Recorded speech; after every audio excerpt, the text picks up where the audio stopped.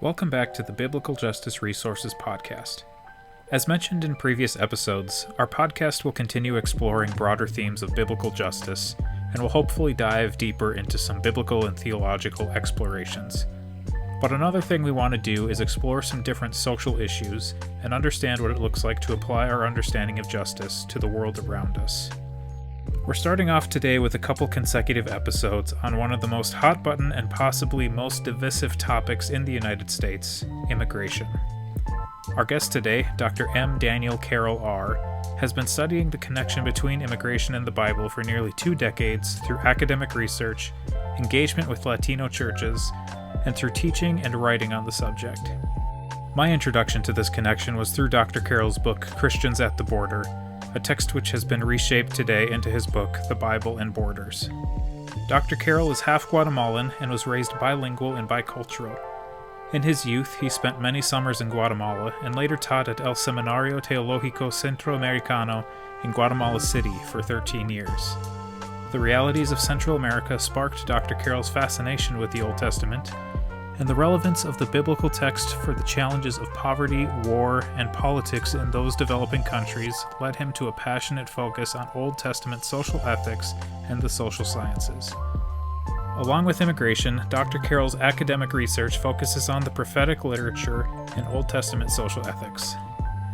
Upon returning to the United States to teach at Denver Seminary, where he was one of my Old Testament professors, Dr. Carroll founded a Spanish-language lay program, became involved in Latino churches, and began his research on the connection between immigration and the Bible. Today he is the Scripture Press Ministries Professor of Biblical Studies and Pedagogy at the Litvin Divinity School at Wheaton College. Our conversation covers an overview of developing a biblical understanding and approach to immigration, including the beginning of Dr. Carroll's studies on the topic, stories of migration in the Bible, and applying a Christian ethic to present-day realities. Now, if you will, join me for this conversation with Dr. Danny Carroll. My name's Eric, and this is the Biblical Justice Resources Podcast. Our conversation will begin right after this. The Biblical Justice Resources Podcast is supported by listeners like you at patreon.com/biblicaljusticeresources. If you're interested in supporting the podcast and helping to resource individuals and the church for the pursuit of biblical justice, please consider giving today at patreon.com/biblicaljusticeresources. Again, visit patreon.com/biblicaljusticeresources to help support the podcast. Now on with the show.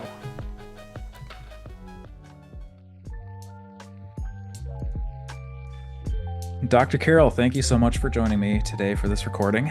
Well, it's a privilege to be with you, Eric, so thanks for the invitation. As we were just talking about before we started, it's been a while since we've spoke with each other.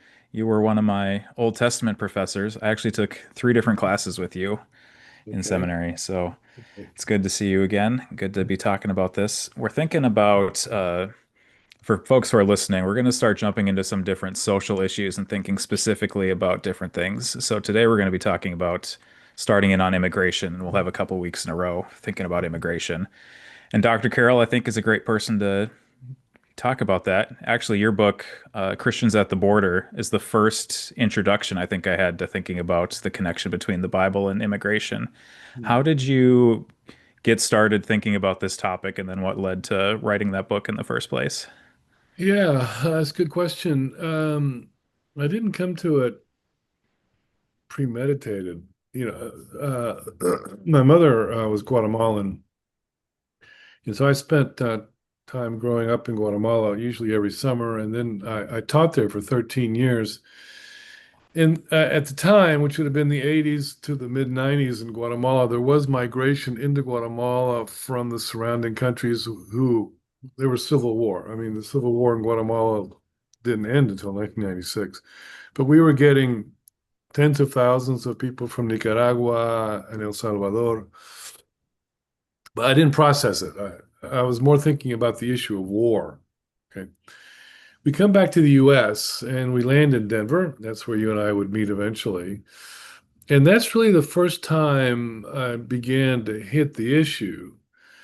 And it came to a head. I had a Peruvian pastor in one of my survey classes, and he came up to me and said, we need to start classes on Bible and theology for Hispanic lay people in Spanish. And I said, I had a full-time job, but he was kind of the hound of heaven. He just would not leave me alone. So finally, we started. We would meet on Saturday morning, like once a month.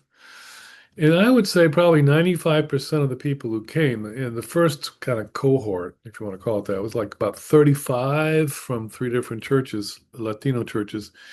And probably, like I said, then about 95% of them were undocumented. And so that's when I began to pay more attention to the conversation. And now all this had names and faces to it. And so a couple of things maybe you want to move in this direction. So one was I was hearing a conversation nationally and locally by people who claim the Christian faith, but the conversation really wasn't very Christian. It was ideological, and then with a verse kind of thrown in at the end. And the other thing that happened that triggered was I thought, I need to begin to attend a Latino church. And so I did. So I would go with my wife to an Anglo church in the mornings. And a lot of Latino congregations rent space for like afternoon.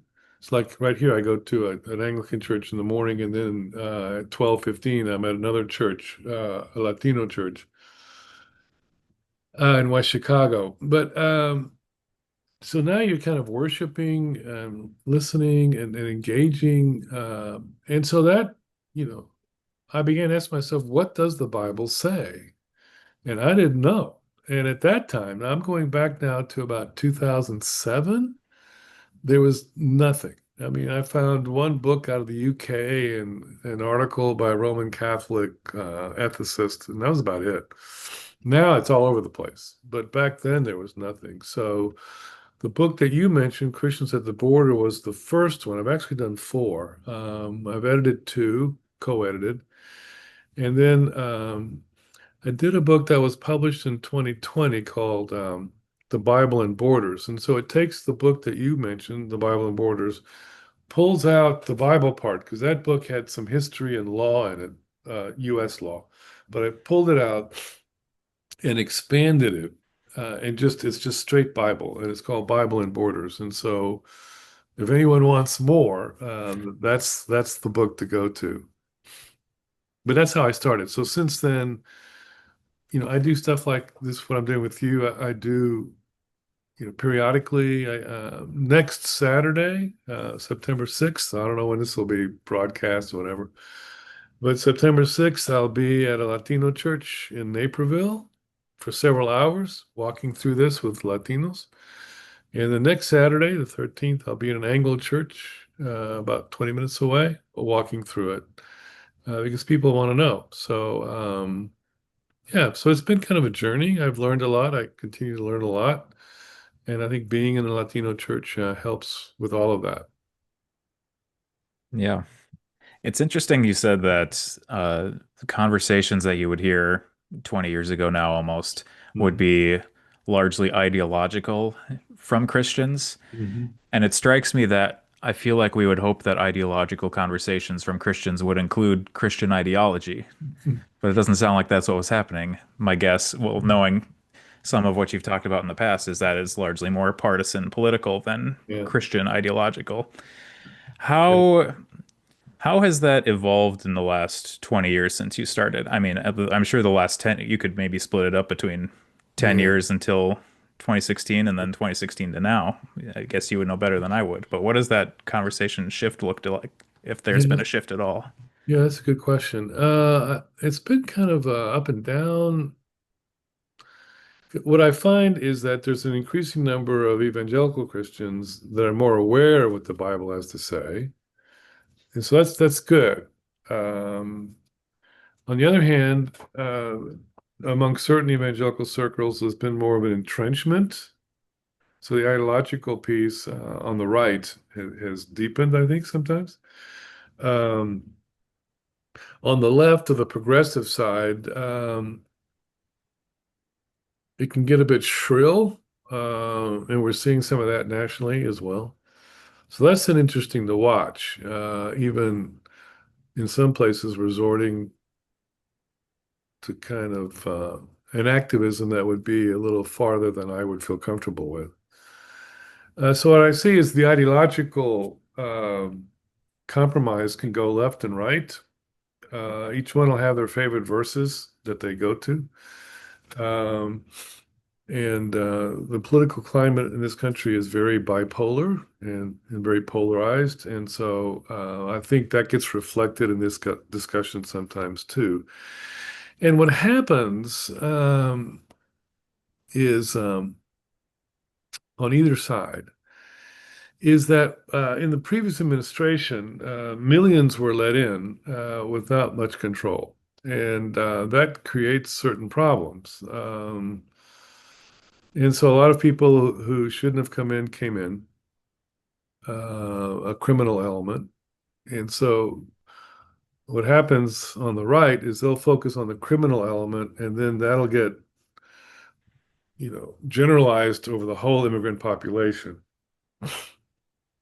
And then on the left, they'll idealize the immigrant like they're all good and family, hardworking people. Well, that's not true either. I mean, so they're both kind of making these sweeping generalizations and then digging in. And as is anything else, it's going to be somewhere in the middle. And if we're talking about bad immigrants, well, they're bad people in any population in the history of the world. I mean, so we have bad citizens here. I mean, that's just what it is. I mean, if you believe in the Bible and the original sin, you're going to expect a certain portion of any population to be bad people. So you're going to see it in the immigrant population, you're going to see it in the citizen population. That's just humanity, all right? But we tend to do the bipolar thing, so it's all or nothing on both sides. And I call it, here's the biblical thing. I call it the Haman effect. So Haman is bothered by Mordecai. He's one guy. So what's his solution? Well, kill them all. I mean, that's the Haman effect, right? So we're seeing the Haman effect left and right, I think, where one thing and then gets generalized and sometimes moves in kind of violent ways. Yeah. So if we're thinking then as Christians, looking at the Bible, what does a Christian perspective look like? Where does that start from? How do we, well, maybe first, what does the Bible say? What did you find through your studying of the Bible? So you want me to condense like a 150 page, 200-page book in like a couple of Well, if you simple. want to just pull out some highlights, you're welcome to do that. I would say a couple things to start the conversation off, Eric, and it would be this. And what I have found is that when I teach, it depends on the audience.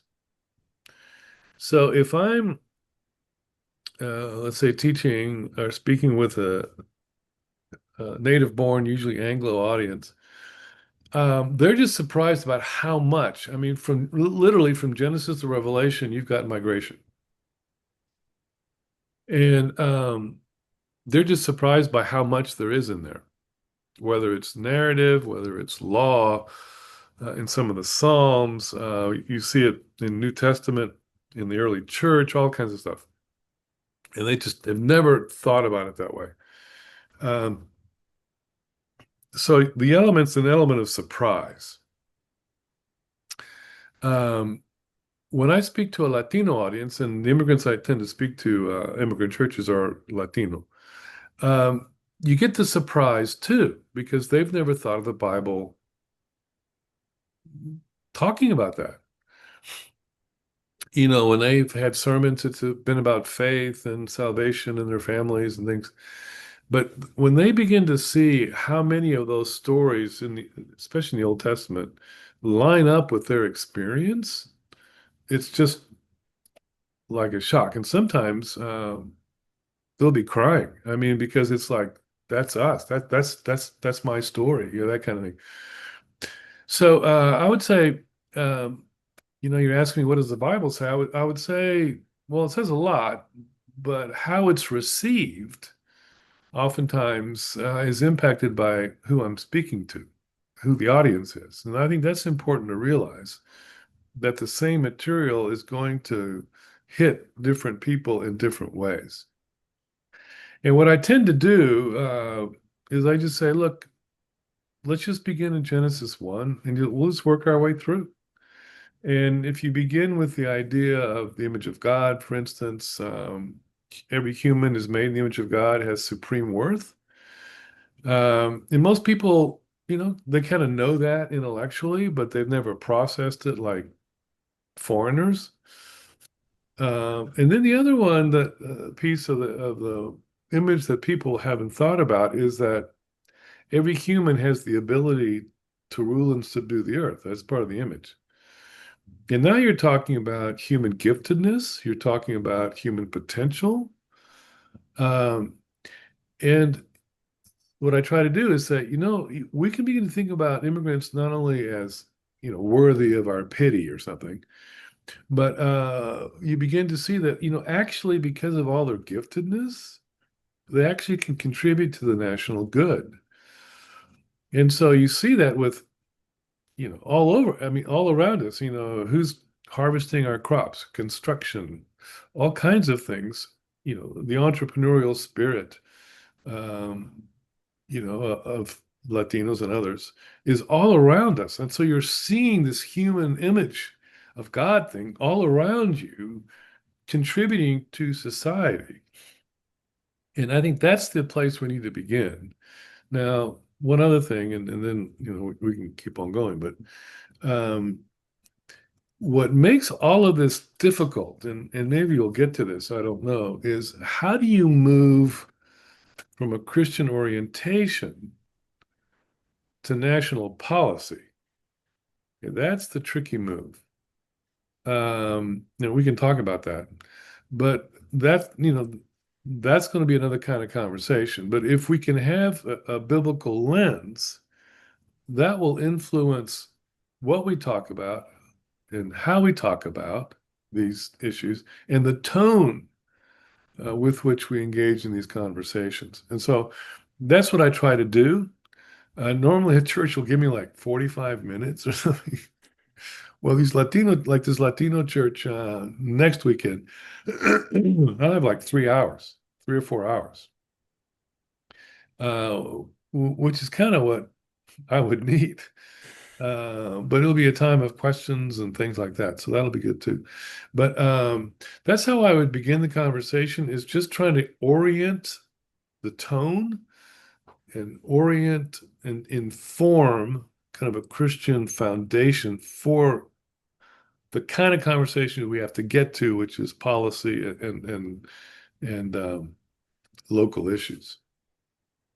Yeah. Do you feel like how receptive are people you speak with to that? How how do I want to phrase that? Well, I guess how receptive might just be enough of a question to start with. Like, do people take that and you feel like they're able to internalize that message of tone shifting? What does that look like? Well, I've been doing this now, golly, over 15 years. And so I've been in all kinds of churches, and there isn't probably a question I have not heard before. I mean, so that helps, but I haven't really been surprised. The other thing is, and that I think is important, is because of how polarized the conversation is, sometimes if a person has misgivings about immigrants and immigration and they're in the room, um, they'll be intimidated into silence. And what I try to do is say, any question goes. I've been doing this for so long, I'm not bothered. And the fact that I can admit, for instance, there's some bad immigrants, opens up conversation because now people can feel like they can engage and raise their doubts and raise their questions and be treated with respect. Now, it doesn't mean they'll be convinced, but at least they're being heard. And I think that's helpful too. So It depends on the church. Like the Latino church I'm going to, everyone will be probably receptive, right? But I was on a Latino blog like this one about 2 weeks ago. And I mentioned some of the things about sin and things. And so in, the chat box on these blog, you can see at the bottom, this one Latino guy says, "Oh, you must be a Democrat." Or no, what was it? No, because I was saying, we need to be more willing and compassionate. So, okay, so that triggered, "Oh, you must be a Democrat." And my response was, uh, I'm not a Democrat or a Republican. I'd say a curse on both their houses. I mean, they both got it wrong. But the fact that I was just using, about being compassionate and things, that triggered the political label. Okay. This is from a Latino who obviously is very conservative. I mean, these are his own people, and he's bothered about me talking about compassion to Latinos. But I'm not surprised about that either. I mean, sometimes the most conservative ones you will hit will be Latino immigrants who've been here a long time, or if they did not come undocumented, um, they'll be resentful of the newcomers, or if they're in a neighborhood that has a gang element or something like that, they don't want that either in their neighborhoods, right? So sometimes you'll get these very conservative Latino reactions, which is not surprising. So I've been around all of that for so long that I'm not bothered. But those are the kind of things we need to allow into the discussion to make it not so much ideological and black and white, but actually some depth. And the nice thing about the Bible is it's a very realistic book. I mean, it doesn't shy away from how bad humans are. So um, that's good too. So I have tools biblically to go any way you want me to go. Um, and that I find that to be helpful. Yeah. Some of the stuff you're just talking about there, I wonder, another question here, is there a difference in the way you've seen Christians think about immigration on the whole versus people who are coming undocumented to the United States? Or is it all just one big sort of mashup in people's minds? That's a great question, Eric. Hmm. I think the undocumented piece has so dominated the media that I don't know if people really consciously think and make those distinctions. And what happens too is that because the numbers coming from south of the border are so large, um, there are a lot of undocumented populations that people aren't aware of. So I was talking, was Dr. Chung at the seminary when you were there? Eric, do you remember? I do not remember the name, He's but a that doesn't South mean he Korean. wasn't. Yeah, he's a South Korean theologian. And we were talking once, and he said, the unspoken reality is about 15% of Korean immigrants are undocumented. I'm going, really? He says, yeah. He says they come in as students or temporary work and they just stay. But no one talks about it. They won't even talk about it in their churches. Another huge influx has come from China, undocumented, and some of them coming from south of the border, and some coming as students and they don't want to go back, right? So all these populations have been coming in, um, but people just aren't aware because the media tends to be so dominated by the Latino thing. So yeah, so I think people have a very simplistic idea of immigration. I think people kind of, it's all undocumented. I think that's how people sometimes think. And the other thing that I find is that people don't even understand how U.S. immigration law works. And so they're railing against, undocumented and all this stuff, but they don't even know what U.S. immigration law is. and it's not good. It's antiquated, inefficient. It's not realistic. But they don't know that. Just because it's U.S. law and Romans 13, you have to obey the law. They just assume it must be a good immigration law because it's an American law. Um, Not thinking that we change laws all the time. Yeah. We do that every election cycle, right? You're seeing it in this administration where laws are being changed and people are being moved around. But that kind of reality oftentimes is not uh, put on the immigration discussion. So you can see how complicated this is um, at so many levels. But I would say, getting back to your question, I don't think people, the kind of general person on the street, makes much differentiation between the two. Yeah.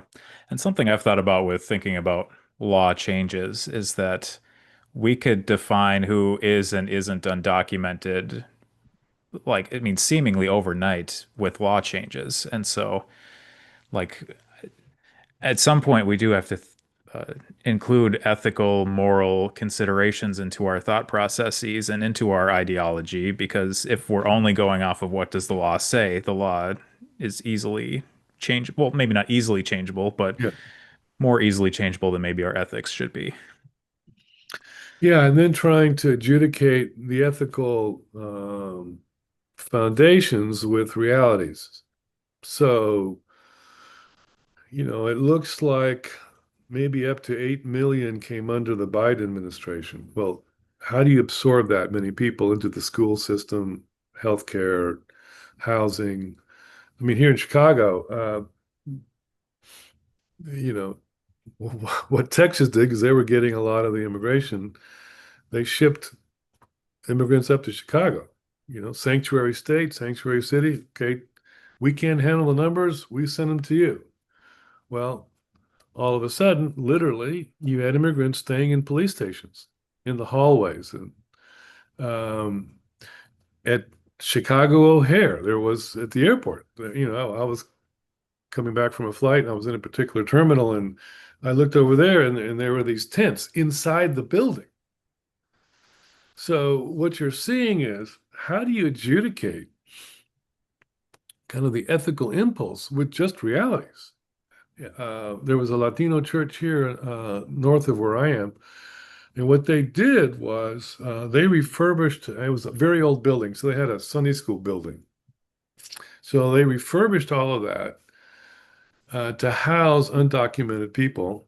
And they would go to the police stations, and offer to take them into the church. And the church could house up to like 15 men. They didn't want to have men and women because that's a whole other dynamic. So they would take, 15 men, and they would work with them, helping them get settled and find a job and things. So what you're seeing is all of these efforts to try to somehow handle the logistics of it all.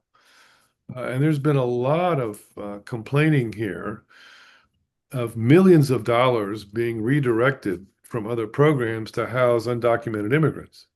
Well, you can see how that's created political pushback. So those are the realities. So, as we move into the realities of this discussion and not just the ethical impulse, you've got to land uh, in the real world. And so how do you do that? That becomes a very complicated thing. So now you have to, how many can we take in if we are going to be more open? And what do we do when they come in? And what are the limits of what we can do? And what are the financial implications? And all of these things now come into play. But this is where, to have those discussions, you need a moral compass. And that's where we go back to the biblical piece. So it's not just, you know, political quotients and negotiations, but ideally somehow directed by a moral compass. Yeah. So I wonder then if we can move to a couple of questions about the Bible, thinking about interpretation, and then move into applying that then to present realities. Okay. The first thing that I've thought about a lot with you and the classes I took from you is that it seemed like you were really good at teaching the Bible as a story, as the story of the people of God. And then knowing some of the work you've done with immigration, there are a lot of stories of people in the Bible uh, as immigrants. It seems like that ties in somewhat to your conversation just in life, meeting people and hearing stories and getting to know them. Mhm. Um, I think my first question is, what stories do you tell from the Bible that you feel like people respond to the most? And then what's maybe one that people are surprised relates to immigration or to migration broadly? Yeah, that's another. You get some really good questions, Eric. These are a lot better than the ones I usually get. Really. So my Thank hat's. you. I appreciate it. You know, what I do is some of the stories I tell, again, it depends on the audience. I mean, so one of the ones I tell for kind of like, I don't say shock value, but the people aren't expecting it is, Abram and Sarai going to Egypt and lying to get across a border, and they're lying because they're hungry. And Yeah. I won't rehearse the story, but you know, and the fact that the one who's given the mission of the people of God is a migrant. I mean, he's in Ur of the Chaldees in what we would now call kind of southeastern Iraq, and he goes up to Haran, which today is the Syrian-Turkish border, and then he comes down into Canaan. So that's migration of hundreds of miles walking, and then the famine hits, and he keeps migrating with his wife into Egypt. So what, people haven't thought of Abram, who becomes Abraham. They haven't thought of him as a migrant, or the fact that the father of the faith is willing to lie to eat, and that she's willing to put her own body at risk because the risk was being taken into Pharaoh's harem. I mean, so you're seeing the costs that they're willing to take just to survive. So people really haven't thought about that. That's one. Another one, and this is where it depends on the audience, but so with Joseph, I won't go again. I won't go into all details, but when his brothers come and they don't recognize him because he's as the Egyptian of his stature, he would have shaved everything and painted his face, and so they don't know who he is, but he knows who they are, and he understands them, though he has an interpreter next to him. But what I do there is I talk about maintaining your mother tongue, which in immigrant communities is huge because they are losing their children in the second generation. And so the loss of language is a whole issue in immigrant communities. I don't care what, if I talk to Koreans or Chinese, it's the same thing. And so much of who we are is connected to our language, our intonations, how we greet one another, how we celebrate things, our feelings, the songs we hear are in our language. But once that begins to get lost, so I've been in Latino churches now for 20 years. And so the parents will be speaking Spanish, the kids will be speaking English.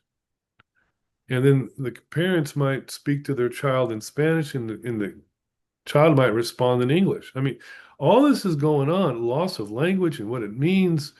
How do you have a deep conversation as a parent with a child when it's not going to be in your own mother tongue? All these things are going on. So the Joseph story and language, um, so those are the kind of stories. And there's one more that I use. I mean, I do a lot more, but Ruth is full of stuff, the book of Ruth. But a one that's pretty powerful that surprises everyone in a different kind of way is the book of Daniel, where he's what we would call today a forced migrant. He's taken away. He's from a very well-to-do family because he's literate, which maybe 10% of the population could read and write. And that would be just recognizing their name or something. So these are very well-to-do young men, good families, educated, and that's why they're taken away. They're given different names, and the names are given are actually names connected to Babylonian gods. And so the names that they had originally, which were connected to the God of Israel, the new names actually are connected to the gods of Babylon. So even their names are going to be blasphemy. The curriculum is very religious in the ancient world, so the curriculum would have been blasphemous to them. So all these things are going on, and they would have seen the fall of Jerusalem from afar. And that would have meant the death of their families and the death of their friends and losing all the status and possessions they had back home. And so when you give that kind of background, which most people don't process, then you ask, what would it be like to be trained to serve the empire that is taking away everything you have? What would it be like for a Ukrainian to be taken to Russia and be trained by Russia to serve the Russians? That's what you're looking at. Most people haven't. Yeah. Daniel. And then the other piece that's interesting, there's two things. One is the only space they can negotiate is their food. And so I talk about food as a cultural marker, and I give all kinds of examples, and I get people laughing about, food and black beans, because that's what we have in Guatemala, black beans. But people resonate. Food, okay? Why do we have all these, Latino restaurants here? Well, it's the food, okay? Something about the food marks us, right? What we have for Easter, what we eat for Christmas and Thanksgiving, what we do for birthdays, all this kind of stuff. What's your favorite food? Kind of thing. All right, so I'll talk about that. But the other thing, and this is where I'll have, so when I'm doing this with Latino audience, sometimes they're crying because they get it. They're in a strange world and all they've got is their food. And then what I say is, Daniel and his friends are just as good, if not better, than the Babylonian young men. And in immigrant populations, there is this inherent sense of inferiority that we're just not as smart as the Anglos. We're here to do manual labor. And how important is our kids' education? We need them to work so we can eat, that kind of thing. And so, you tell a Latino audience that our kids are just as good as the other kids. I mean, they're weeping, you see. So what you're seeing is the engagement with the text, the surprise that they find, uh, in the text. Those are the things, and that's why the stories are so important. And the biblical characters aren't perfect people by any stretch of the imagination, which makes it better because I'm not giving them like a two-dimensional cartoon figure. Other fallen men and women wrestling with life in all of its difficulty. And the Yeah. Bible is right there. Yeah. Yeah. Another thing that comes to mind as you're talking about that is just sort of this idea of historic generational memory. I Mhm. think that's something you see Israel commanded to remember in the Yeah. Old Testament, and Yeah. something that maybe in present realities gets harder and harder to remember the longer generations are here. Something I've heard you talk about in the past is you did something at Bethel University or Bethel Seminary, and I went to Bethel University for my undergrad. And what I think a lot of people who go to Bethel don't realize is that it was started by a Swedish immigrant. That's And so right. like even that school has an immigrant story, even if Yeah. it's not something that stays in our memory. Yeah. I mean, here, there's a seminary, it's a university as well, just like Bethel, North Park, and they're Yep. kind of from a Swedish background too. And so, like, when I've gone over there to speak across the street from the school, there's like a Swedish restaurant. And so they'll take the, speakers to the Swedish restaurant, that kind of, and it doesn't like register. There's your Yeah. history. Across the street. But Yeah. yeah, you're right. We tend to forget. Um, yeah, my father was the son of Irish immigrants, and my mother was Guatemalan. Um, but there's some of that Irish stuff on my father's side, but we were connected to my mother's family because we were in Houston. And so we actually would drive to Guatemala. It's a 4-day drive. Um, but my mother worked so hard with us. Looking back, I didn't process it growing up, but she really worked hard that we would speak Spanish. Um, and so we would go to Guatemala every year. We would do piñatas for our birthdays. We would, in Latin America, Nochebuena is Christmas Eve, and that, in many ways, is bigger than Christmas Day with the special food and things. Very different than in this country, where Christmas Eve you need to get to bed. The kids get to bed, for Christmas morning. Well, there you'll stay up really late because there's some food you have to eat really late. And then you have Christmas. But I mean, so she would do all of that. Um, and looking back, I really appreciate that. But what she was trying to do was inculcate the memories and the practices. So the memory is not just the historical data, it's also a set of practices that become part of who you are. And so when you talk about, the feasts in the Old Testament and reciting their history, but it's part of a ritual. It's a part of a set of practices that help us internalize that uh, in very symbolic ways, which you can see the wisdom of the law, actually. Yeah. Yeah. Another thing I wonder if we can touch on is I think you see calls in the Old Testament about, so I guess thinking about the memory piece, you see calls to that in the Old Testament. I think in the New Testament, you see a lot of Christians being reminded that we are to be strangers in a strange land, or think like adopting that identity Mm. as like a understanding of who we are. I think you see that specifically in the books of Peter that comes to mind. How do we carry that on today? How do we think of ourselves as being uh, a different people who have a different allegiance to a different kingdom while also living on earth? One of the things, you're in Minneapolis, right? So I don't know what Yeah. things are like in Minnesota, but here in Illinois, where I am, what you have is the founding of certain Christian classic schools.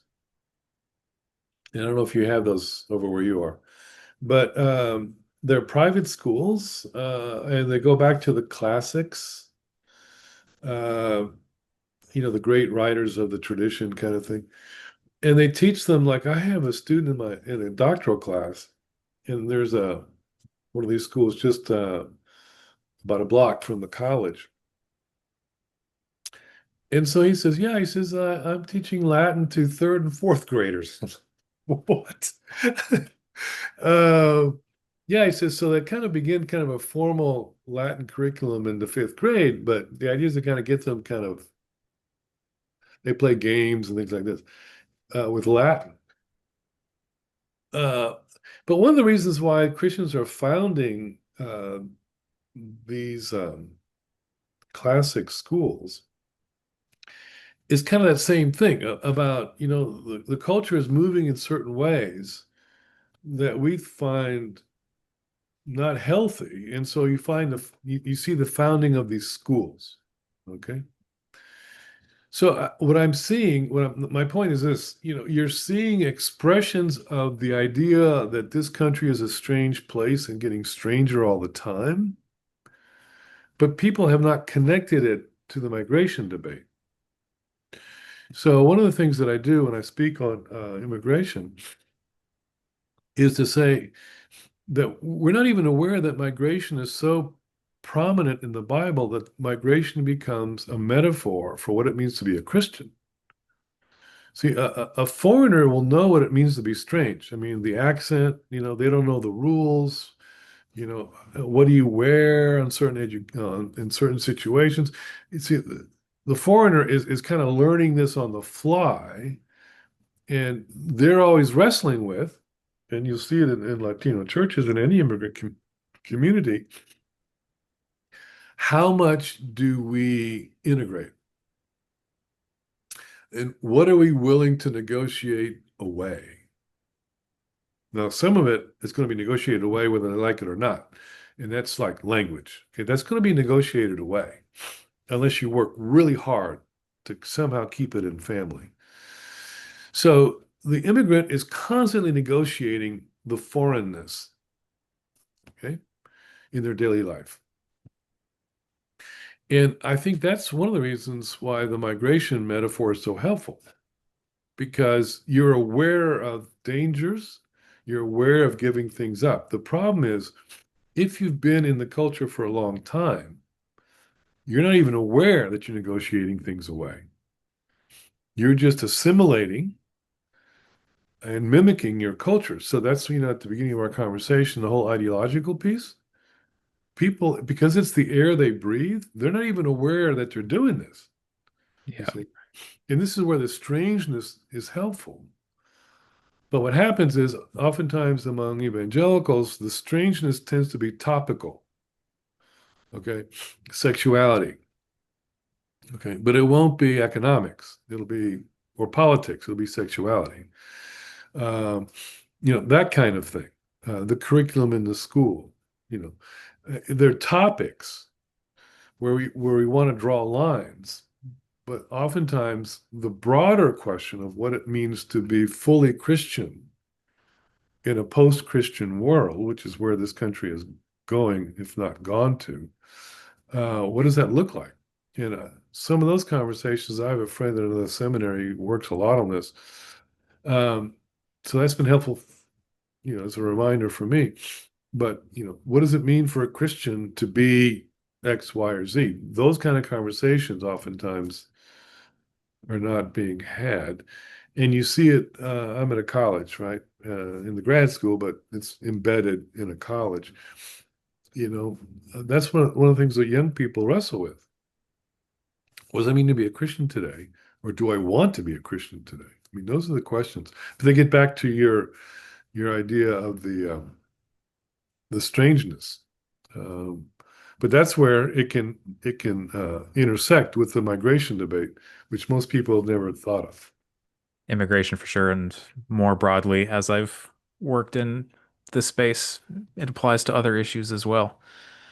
Um, Unfortunately, we're not going to have enough time to dive into a whole lot of other things. So we're going to Okay. make a couple of assumptions here. We're going to assume that someone takes all of this to heart. They adopt the metaphor of being a stranger in a strange land. They apply the ethic, all of that. And now we are moving into an application process of interacting with the world. How how do we interact, one, how do we interact with the world with a Christian ethic, interacting with people who don't have that? So we have this idea of what we feel like is the best in terms of what God has laid out for us, and other people have different ideas. How do we interact with each other? And I think specifically in this immigration space to move forward into some sort of direction. Wow, there's so many levels. Where those conversations going to happen? That's an important thing. And like I said, even when I'm talking to Christians who are kind of anti-immigrant, giving the space for them to be able to verbalize that. Um, you know, uh, I kind of work come from a minimal approach, up. So if a Christian were listening to this podcast, the first thing I would say is get to know some immigrants. Oftentimes, the people who are stridently against immigrants, not all, some have actually had bad experiences, is that because they don't know any. They're just kind of a category, right? And so, what I've found is, some churches will link with a Latino church, or like the church that we go to here in the morning, the Anglo church. They have there's a name they give to it, I can't remember, but it's where they'll have stuff for babies and young children. So, diapers and things like that. And so a lot of people who come are young mothers from immigrant populations. I mean, not just Latinos, but Africans and things like this. So what you're seeing is there's a lot Christians can do in terms of just care, where you touching family lives, and it really isn't political. I mean, the government, they're not going to bother you doing that. I mean, and they're more than happy for you to kind of do that. Um, Other ministries like World Relief, though this has been a problem under the new administration because of financial cuts by the government, and limitations on refugees. But, when we were in Denver, our small group helped a refugee family, they were Africans, get settled in Denver. Government would had housing, and we helped with all of that. So I think that the thing to do to begin the conversation is to have Christians actually get involved with people's lives. Because if you don't really know any immigrants and you get into these debates, you're just throwing ideas and language at each other. You don't really know anybody. And I think that would be the first thing I would say. It's not just kind of getting your P's and Q's straight on the biblical data, which I think is important, but also wedding that with just real life engagement. I'll give you an example, Eric, that to me was powerful. Two instances at the church in the afternoon that I go to. It turns out this is a large church here in West Chicago where they have two services in English, and then in the afternoon there's one in Spanish. Well, the pastor of the whole church is Colombian. He's been here 20 some odd years. He's bilingual now. His wife is Guatemalan, actually. So he'll preach twice in English and then he'll preach in Spanish. I don't know how he does it. I would be exhausted, but he does. But two things happened in the last, I don't know, 6 months maybe. Well, pretty powerful. Because of things that have happened in local churches around the country, there's now a policeman in the lobby. And so he said, look, this is to the Spanish congregation. He says, look, he says, there's going to be a police car right in front of the front door. And you'll see a policeman or two in the lobby. But don't you worry, they're not here for you. They're not going to ask you for your papers or anything like that. They're here just to protect, the church. So if you want to go up to them and talk to them, they're actually very friendly, these policemen, and feel free to do that. If you want to go look in their car, I thought that's very powerful. It's like, you know, all of us need the protection, and don't you be scared, right? And then what happened with the change of administration? Um, because in some communities there's fear. He had the elders of the church, which is so the elder body. I don't know. Let's say there's 15 of them. I don't know how many. But in that body, there's also some Latinos. So the churches are actually peers, the church bodies, which is not always the case. And so he had all the elders, Anglos and the Latinos, go to the front. And for the Latino and the Anglo elders together to pray over the congregation, the Latino congregation. That was a powerful thing. You know, what he was saying is, we're here for you. The elders are here for you. Now, what does that mean? Well, we don't know, but we want you to feel secure in the fact that we are with you. Those kind of gestures go a long way. I mean, the church I go to, they have a ministry into these huge apartment complexes where they have kids' activities, and they have something called puente, which means bridge in Spanish, where they get some of these kids through high school with tutoring and things.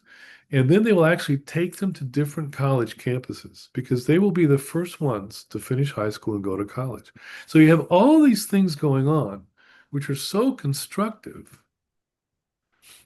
In a room full, it's a huge church. And so the Latino congregation is like 800 people, which is massive. That's like a mega church in Latino communities. But what you're seeing is this kind of constructive engagement and interaction. So even last thing, I know I'm going too long, but another thing that they do, it's called something fest. Care Fest. So once a year, the church will send people out into the community, people who need, like widows and things. They'll cut their grass, they'll paint, this kind of stuff. But what they'll do is they recruit the Latinos to be part of all that effort. So you'll see these, work groups of mixed populations. And when they go on mission trips, they recruit the Latinos to be part of the mission trip. I mean, so what you're seeing is this constant engagement of peers. And so, that kind of healthy engagement would be the place to start. And just getting past the rhetoric, you're actually dealing life on life. And if you want to get to the rhetoric, at least you've got this fund of life on life that you're actually speaking out of reality and not just kind of general, throwing Bible verses at each other kind of thing. So that's how I would begin the conversation. I don't know if that's helpful. Yeah, I think it is, especially the idea of doing it as peers, Yeah. because Yeah. that is a place I think coming out of a white evangelical space for most of my life is a thing that we have room to grow in, is Yeah. understanding that we are peers in this. Yeah.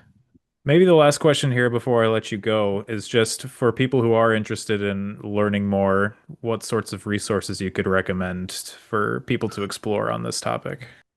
This is the book that I was mentioning, The Bible in Borders. And, it's with all the footnotes and in the indices, it's like maybe just under 150 pages. And so it's really, when I wrote it, I was thinking about kind of the evangelical layperson. I mean, that's my audience. And so, I don't want to be overly self-serving, but there really is nothing like this. Just kind of walk you through all the Bible. That would be the place to start. Now, unlike when I began this journey 20 years ago, now there's a lot of books on personal immigrant stories. You go to Barnes and Noble and just ask, and you'll find a whole bunch of them.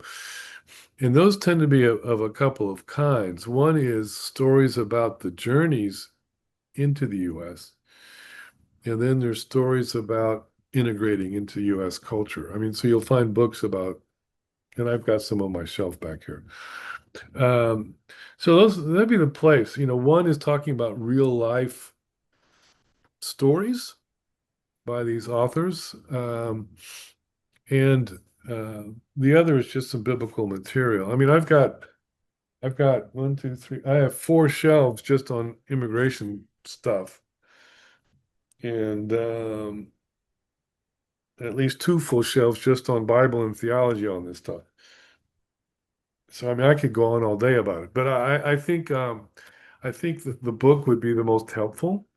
It's accessible, and if you believe in the Bible, it can be helpful. For sure. Well, Dr. Carroll, this has been a great conversation. I've really enjoyed it's been this. fun to see you again, and I appreciate so much the invitation. Thank you for listening to the Biblical Justice Resources Podcast. This podcast is hosted, produced, and edited by Eric Beck. To learn more about how you can be resourced for the pursuit of biblical justice, visit our website at biblicaljusticeresources.com.